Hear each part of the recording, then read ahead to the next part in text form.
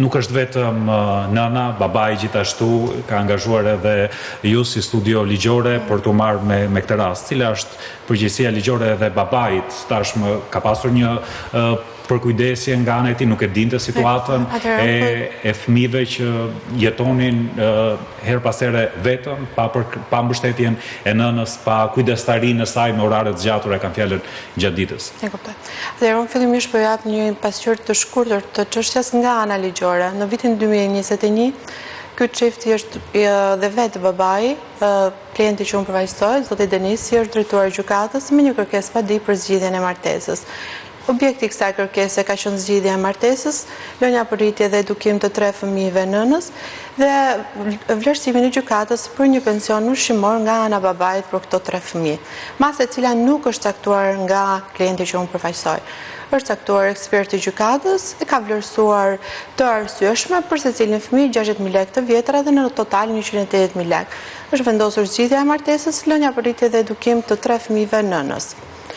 Është respektuar ky vendim, çdo muaj pagesa është bërë nga babai i fëmijëve, pagesa për pensionin ushqimor, duke parë kushtet e vështira siç më është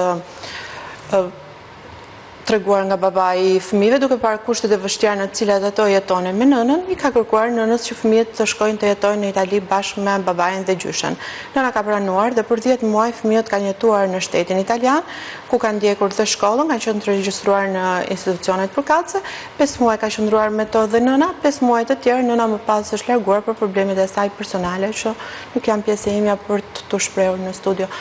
Në muajin qershor të vitit 2025, nëna kthehet sërish në Itali, pretendon të marrë fëmijët në Shqipëri, babai duke qenë që duhet të respektonte vendimin e gjykatës, pasi nuk është ai personi përgjegjës për rritje dhe edukim, janë lënë nënës me një vendim gjykate, respekton këtë vendim gjykate, nëna i merr fëmijët dhe pretendon do t'i regjistrojnë në shkollë. Por me sa duket nëna nuk ja ka arritur qëllimit që t'i rrisi të 3 fëmijët dhe t'i edukojë, siç u pa dhe nga pamjet. Dordhur nga kjo situatë dhe nga ky fakt, i drejtohet sërish studios tonë, pasi parë edhe ai videon që ishte regjistruar dhe doli në rrjetet sociale. Për të kërkuar kujdestarinë e fëmijëve, ndodhur nga ky fakt. Megjithatë, ka një detyrim real që këta fëmijë të mos mbeteshin vetëm. Kur është njohur babai me gjendjen e fëmijëve? Vetëm kur u regjistrua kjo video? Po, tek regjistrimi i videos është njohur me situatën, kishte dieni për situatën që ishte rënd, fëmijët sipas deklaratave të tij thotë që shkonin vinin vetëm në shkollë, por nuk mund ta ndryshojë vendimin e gjykatës. Është një vendim gjykate, ka vendosur që të 3 fëmijët t'i lihen nënës, duhet shik kushte, duhet dokumenta ligjore për ta kërkuar ndryshimin e këtij vendimi.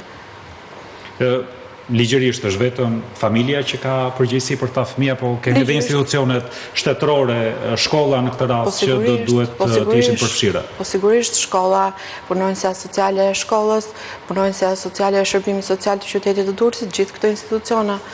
Nuk është përgjegjësi vetëm me nënës. Nëna ndoshta kaq mundësi kishte dhe unë nuk më takon të merrem me pjesën sa fajtore është nëna, por jemi ndodhur në këtë situatë. Kjo është gjendja, babai kërkon ndryshimin e kujdestarisë. Besoj e drejt në këto kushte që ndodheshin. Zë Binjaku, mund ta justifikojnë neglizhencën e një nëne kushtet ekonomike? Një pyetje për avokaten, ligji e njeh varfërinë si justifikim? Për të bërë pikërisht ndarjen e fëmijëve nga nëna dhe t'ia lërë kujdestarinë babait? Jo, është psikologja që vlerëson moshën e fëmijëve, kushtet e jetesës, kushtet psikologjike të nënës apo të babait dhe moshën e fëmijëve për të vendosur t'i lirë për rritje dhe edukim nënës apo babait. Pse mendoni se zgjedhja më e mirë në këtë rast është heqja e kujdestarisë së nënës dhe kalimit e babait? Duke parë videon, duke parë kushtet në të cilat ato fëmijë jetonin, unë mendoj që nëna ka nevojë për ndihmë. Ka nevojë për ndihmë mjekësore, ndihma financiare mendoj që është e fundit në këtë rast. Mendoj që ka nevojë për ndihmë, duhet ndihmuar, duhet rehabilituar dhe më pas të rikthehen sërish fëmijët, është e drejta saj, është nën, nuk po them. Por në këtë moment unë mendoj që është e duhur që kujdestaria t'i kalojë babait për të kujdesur sa më mirë për këto fëmijë, duke qenë që babai jeton në shtetin italian, punon atje, është rregulluar me dokumenta, fëmijët kanë jetuar për 10 muaj atje dhe vetë ato shprehin dëshirën për të jetuar sërish me babain edhe. Mendoj që është më e mira për ta. ju si avokate, i njihni e shtetit dhe një përgjegjësi ligjore për mos monitorimin në kohë si duhet gjitha është përgjegjësia e institucioneve. të kësaj ngjarje? Për mendimin tim nuk kanë funksionuar institucionet. Në rast të parë, edhe psikologët që vendosen nëpër gjykata, edhe psikologët nëpër shkolla, edhe psikologët nëpër institucionet, duhet të kenë protokolle të sakta në të cilat punojnë.